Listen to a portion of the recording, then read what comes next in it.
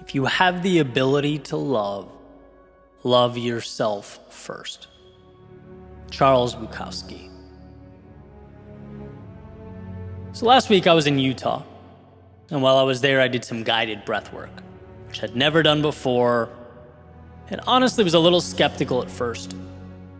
But I try and keep an open mind and gave it a shot. I'm happy I did.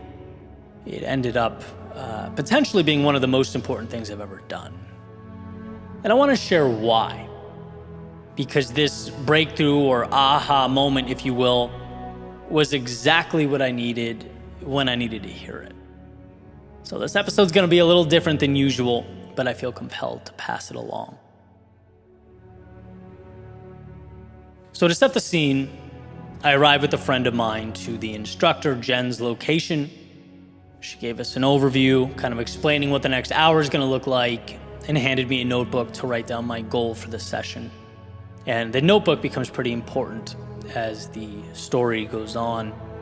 But I opened it and I wrote what I'd like to use this session to reflect on. It happened to be the walls that I have a tendency to build around myself, right? That day, that felt like the most pertinent obstacle in my life.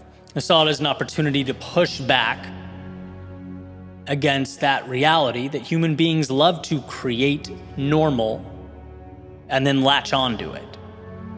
And that's not ideal, because when we do that, we stop looking for places to grow, we stop pushing, we stop seeking to live life to the fullest.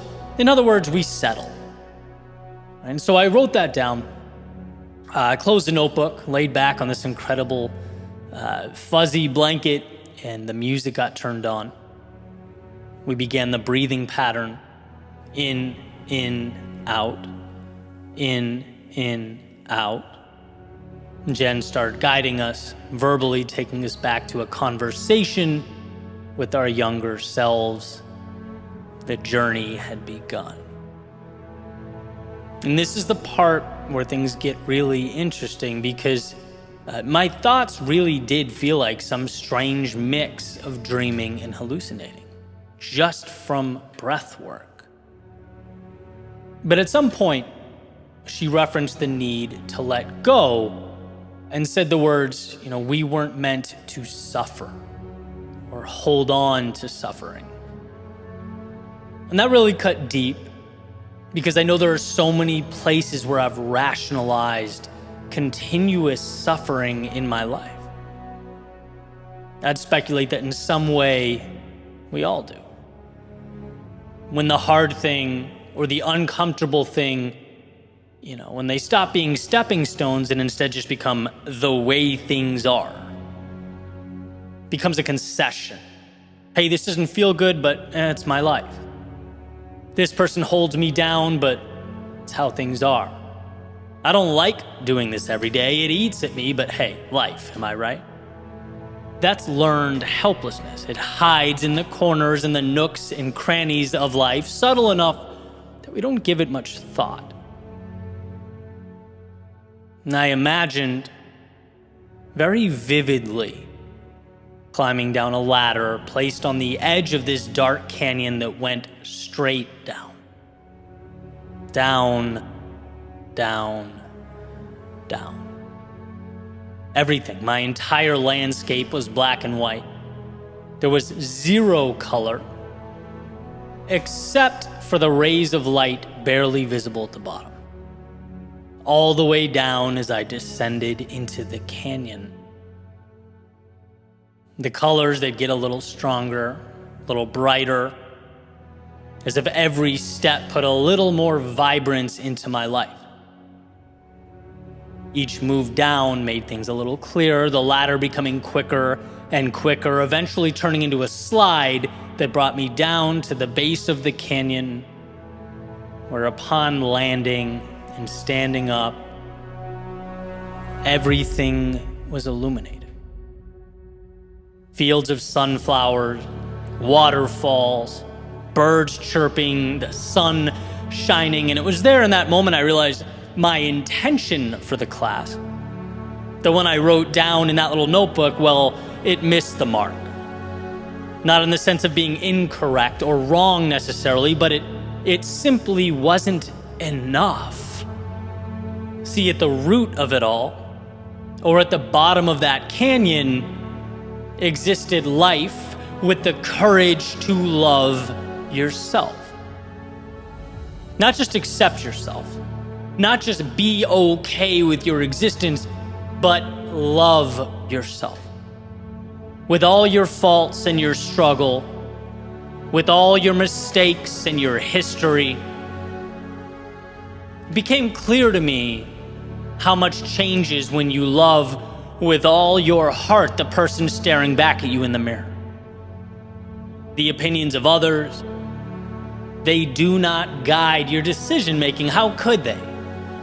How could others know you better than you? In fact, those opinions are part of the black and white landscape to be left behind at the top of the mountain. The consistent suffering you've become accustomed to, the learned helplessness you endure, that's not acceptable to someone who truly loves him or herself. Loving yourself means pushing away that which is not you. It's finding that ladder down to the beautiful world of authenticity and truth, the magic of being aligned with what really matters. And what's funny is, I can talk about breaking down barriers. They should be broken down. I can talk about stepping into fear because it should be confronted. I can talk about finding a way out when we're stuck and a way up when we're down. I can talk about all of that every day of my life. But none of it matters if you don't learn to fully love the reflection in the mirror more than you ever thought you could. Think about the gift you could give to that younger version of yourself. Think about what you could give to those close to you, your family, your friends. Think about what you could do for the world if you left those black and white concessions behind you and lived a life true to yourself. It is, of course, not always easy, but I learned that day that it is the North Star. It's what we build upon. So before we ask how to shape the world around us, maybe we should be asking, how do we embrace the one within us? Maybe we should learn to love ourselves so deeply that those walls don't need to be broken down. Because in time, we'll learn not to build them up in the first place. We'll learn that in a world of black and white, it is acceptance and trust and confidence and love that gives it color.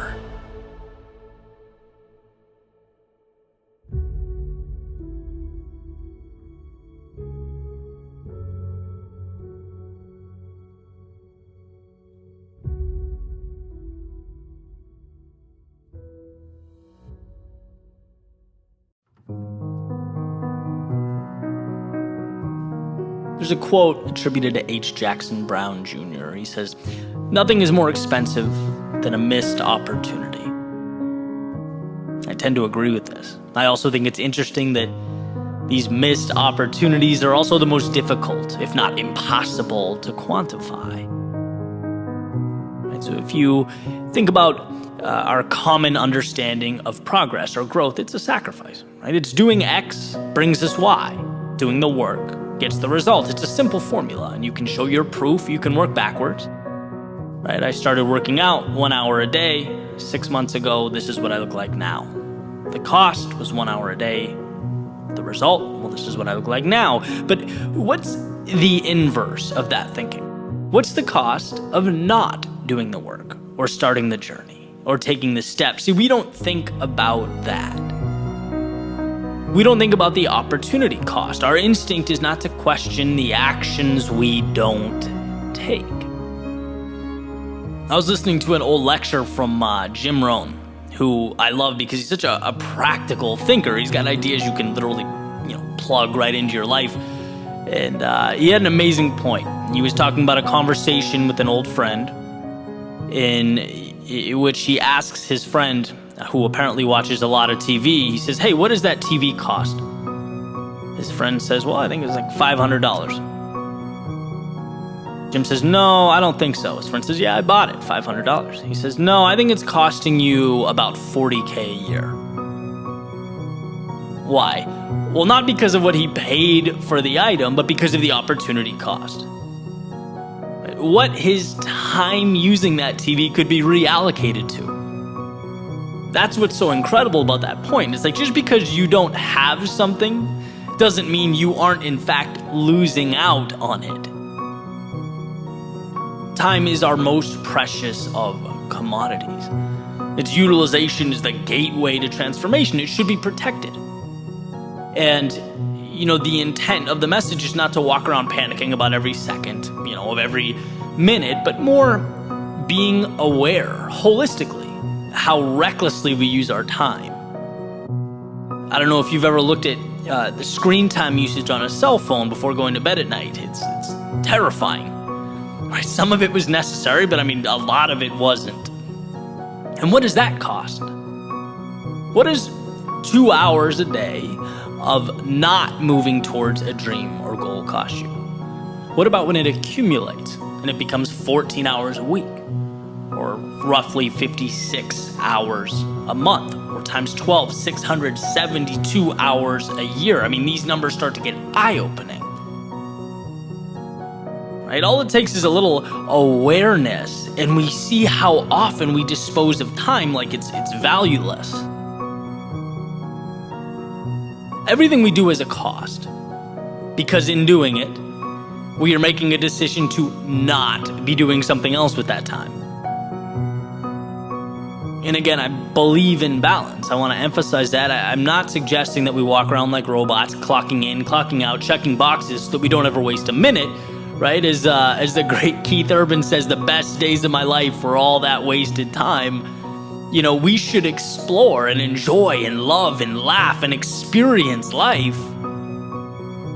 But that awareness makes us more intentional with those pursuits. With our work time and our play time, it forces us in a way to prioritize, to ask ourselves what we want. Instead of only looking at progress like this vending machine where you put an X and Y comes out. Well, we can ask ourselves, what happens if I don't put an X? What happens if I keep it in my pocket? What won't come out? What could have existed that now won't? See, just because you don't see something slipping away, that doesn't mean that it isn't. And the immediate, the world in front of you, unfortunately, won't remind you of that. That's a bell you have to ring yourself. You have to peel back the what am I doing and unveil the what could I be doing? What could I be creating? What could reality look like? And maybe you think about it and you find that you're right where you want to be. And that's great. Maybe you realize you've accepted a tolerable existence at the expense of an ideal existence. In which case, I also have great news. You can change that, and you can change it now. We have to understand that you don't only have what's in front of you, you also possess a reality unseen and undiscovered. So don't let the former cover up or diminish the latter. Don't lose the possibility of tomorrow with the distractions of today.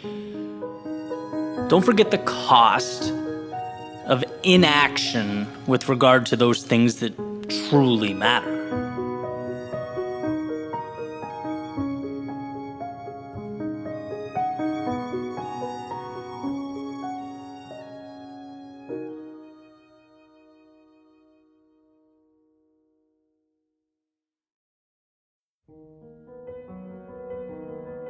Just go.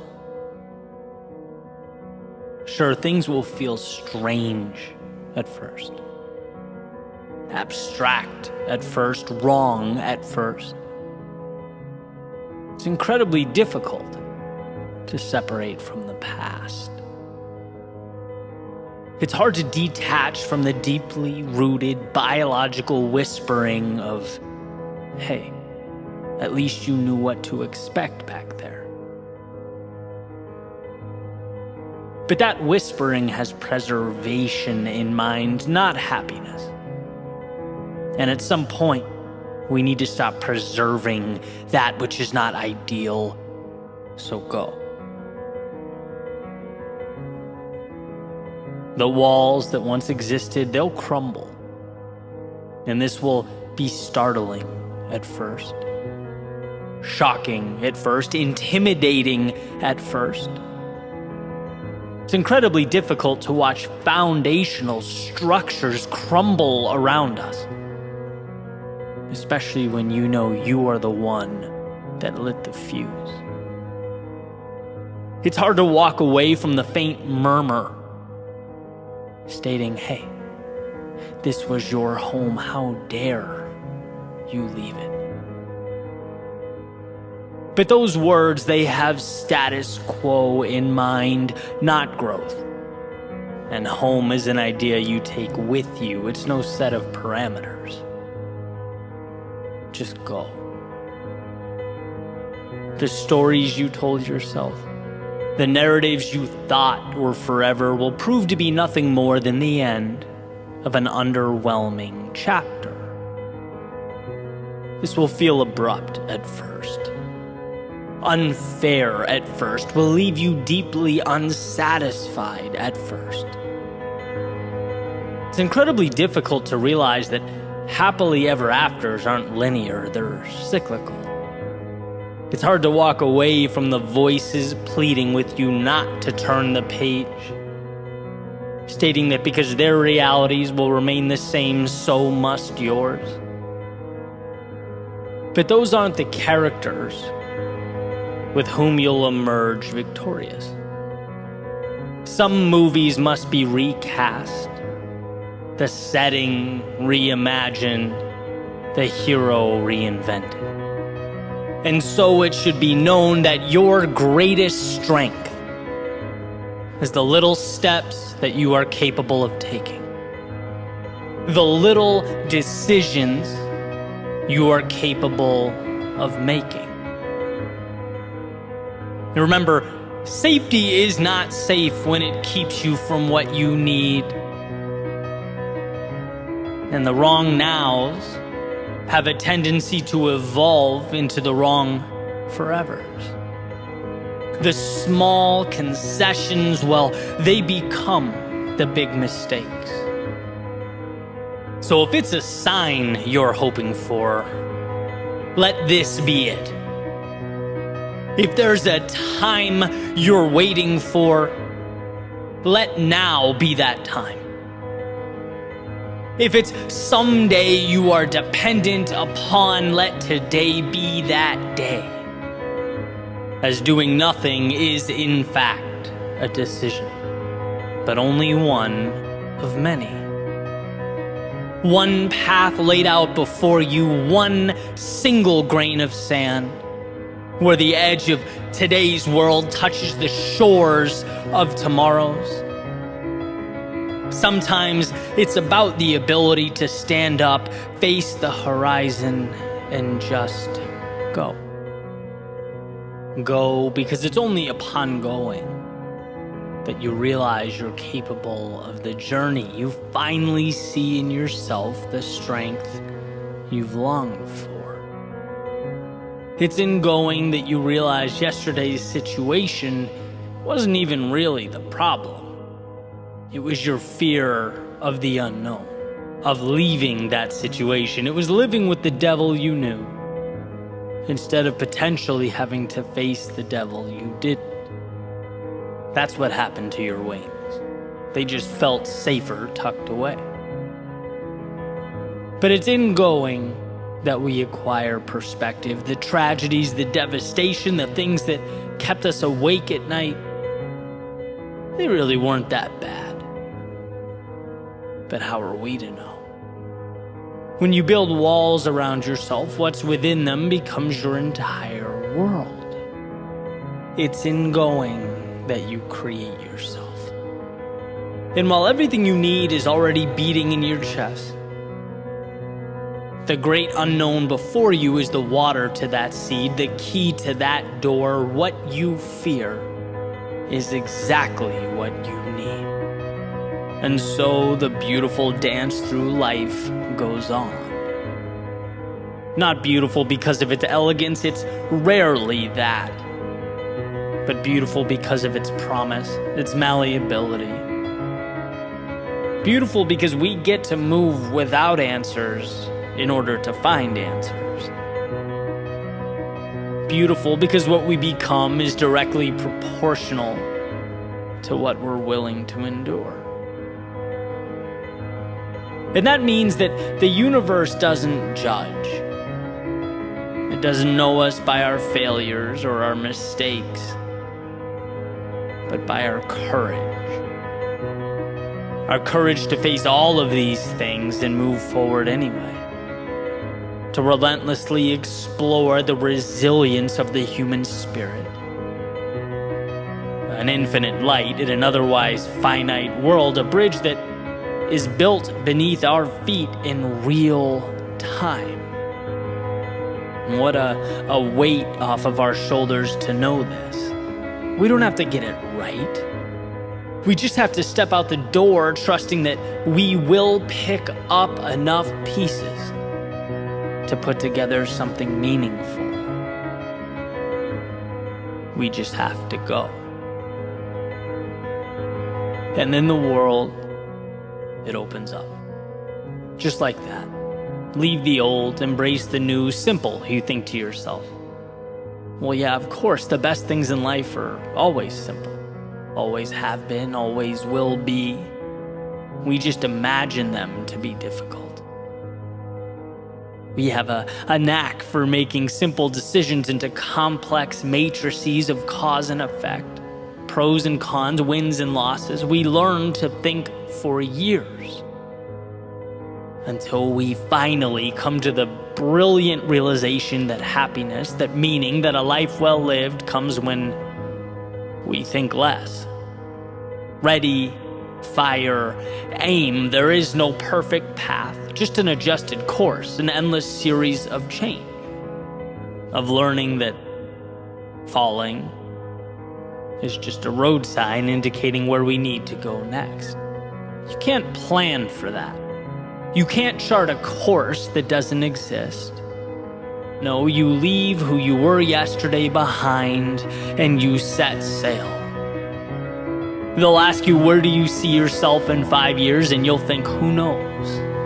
But not here. It couldn't be here. It must be somewhere evolved, where pieces of the world shaped your outlook and became the armor that you now wear. New game, new rules, new expectations, new people, new places. And what really changed? Well, how you view yourself. It's funny how it all works. How things come together when we look over our shoulders. Like it was meant to be. As if this had to be the way things are. No, you could very easily have stayed dreaming, looking out that window, wishing you could leave, hoping for answers that didn't exist. And so the complex now feels as simple as we meant it to. We move forward not knowing but trusting, and we look back with the sense of understanding and a confidence that was built over time. In the game of life, there are people who go and people who stay. People who build and people who don't. And I'm not saying everything will be perfect or everything will immediately snap into place. How could I? But what I am saying is that in moving forward, we pull back the curtain on the opportunity that is available to us. We move from the physical limitations of the bodies we walk around in and towards the infinite power of the mind that powers them. We become who we were always meant to be. How do we know what that is? Well, not until we look over our shoulders, of course. So go. Go make your mistakes. Go learn your lessons. Feel your moments of pain and your moments of bliss.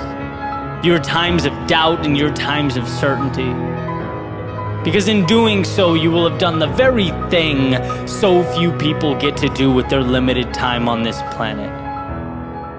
Truly live. So go. Just go.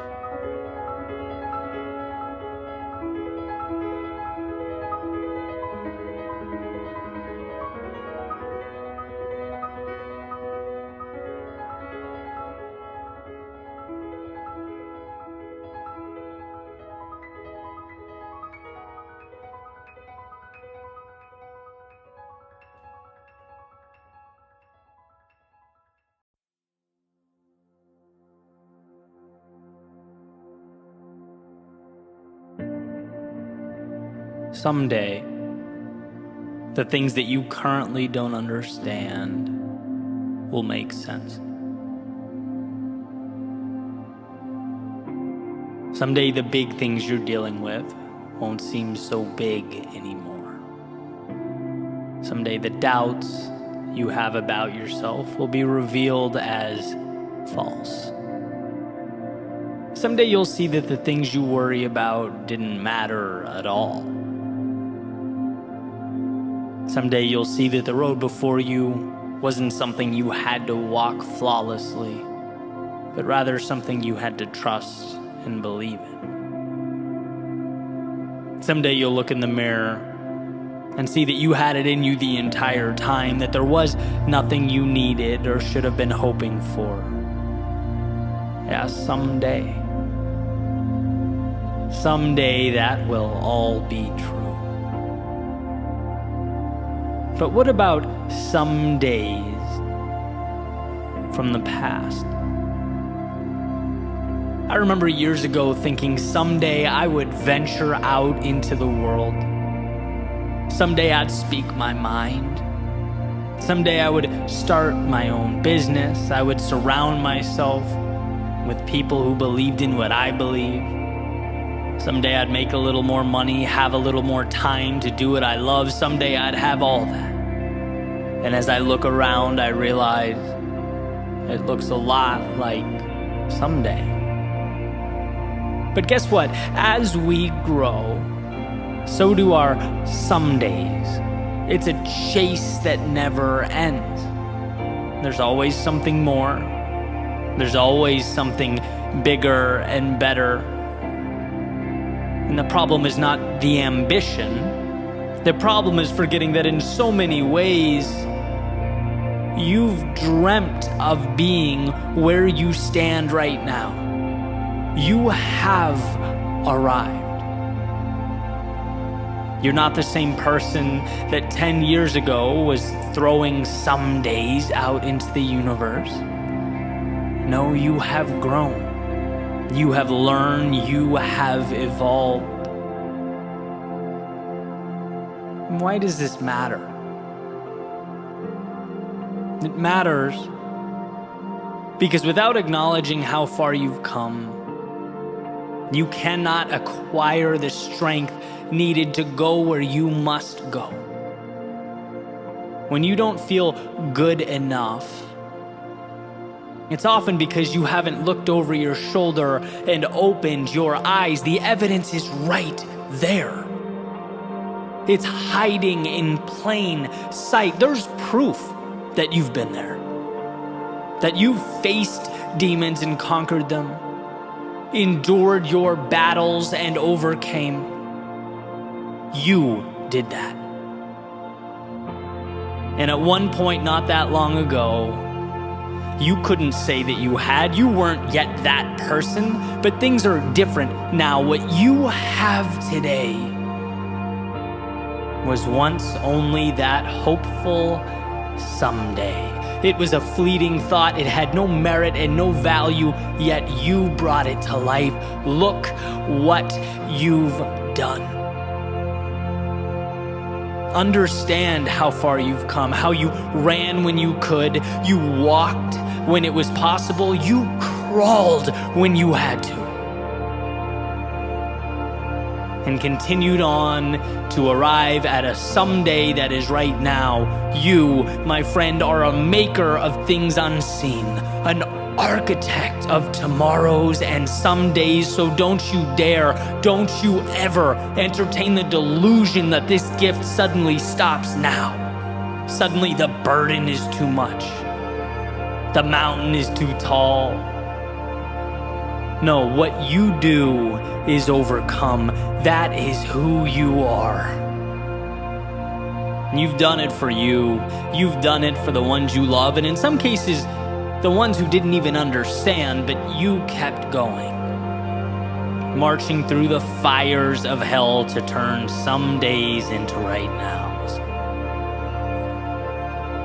And I get that the road before you is uncertain. There's no way to know exactly how life will unfold. But that's besides the point. A bird can't predict every gust of wind it's going to encounter. It spreads its wings, takes off, and adapts because it can, because it always has, because that's what it does. I'm not advocating that you should have all the answers. No, I'm suggesting that you trust yourself to find them. To move forward into the haze that surrounds you, to make sense of the seemingly illogical, bring about reality from the make-believe. Someday, you will have what you're aiming for. But here's to never letting a today go by without realizing that you are always living out a someday from your past. You are always arriving and leaving simultaneously.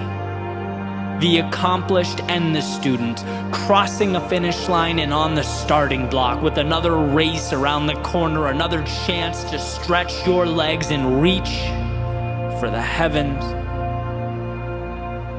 If you ever forget that, I ask that you find it within yourself to look over your shoulder, to remember what you once asked for, and to appreciate the journey that you have undertaken. You did that. Now onward you go. You have more some days to bring to life.